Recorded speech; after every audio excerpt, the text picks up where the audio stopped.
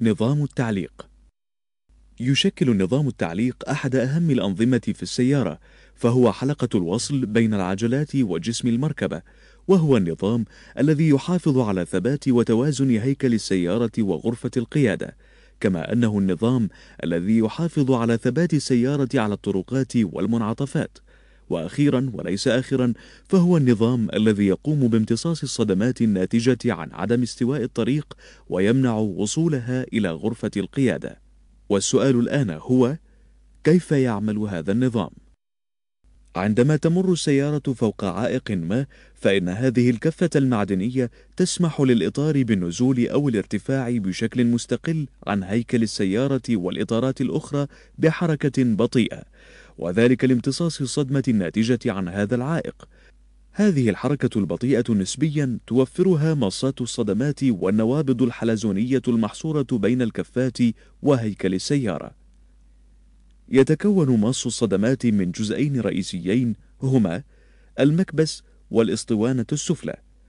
تحتوي هذه الاسطوانة على سائل خاص يقوم بعملية إبطاء وممانعة حركة المكبس داخل الاسطوانة، فعندما تتحرك الكفة للأعلى تدفع في طريقها الاسطوانة السفلية، مما يؤدي إلى انضغاط السائل المحصور بين جدران الاسطوانة السفلية والمكبس.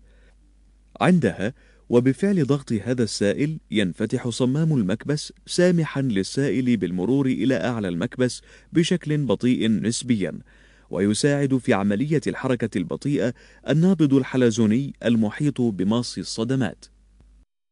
بعد مرور السيارة عن العائق، تبدأ الاسطوانة بالعودة إلى وضعها الأصلي بفعل ضغط السائل وقوة النابض الحلزوني ووزن الكفة المعدنية والإطار. بهذه العملية يكون قد تم تخفيف وصول الصدمة الناتجة عن المرور فوق العائق إلى هيكل السيارة وغرفة القيادة. ولا يختلف نظام التعليق الأمامي عن النظام الخلفي إلا في طريقة تثبيت الكفة على جسور الهيكل الرئيسية، أما مبدأ العمل فهو نفسه. نظام التعليق هذا يسمى بنظام التعليق المتحرك أو المستقل، وذلك لأن كل إطار في السيارة معلق بشكل مستقل عن الإطارات الأخرى.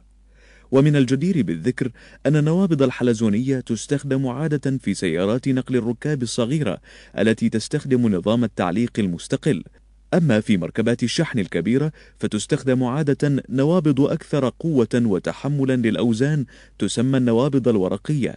هذه النوابض عبارة عن مجموعة من الطبقات المعدنية الرقيقة نسبيا ترتب فوق بعضها وتثبت في جسور هيكل السيارة، ويكون لهذه الطبقات المعدنية خاصية المرونة تماما كالنوابض الحلزونية. وتستخدم هذه النوابض في أنظمة التعليق الثابت. أطلق على هذا النظام هذا الاسم لأن الإطارات الخلفية فيه مثبتة على محور واحد معلق باستخدام النوابض الورقية على جسور الهيكل، وذلك يعني أن تتأثر الإطارات الخلفية بحركة بعضها عند المرور فوق العوائق بعكس نظام التعليق المستقل.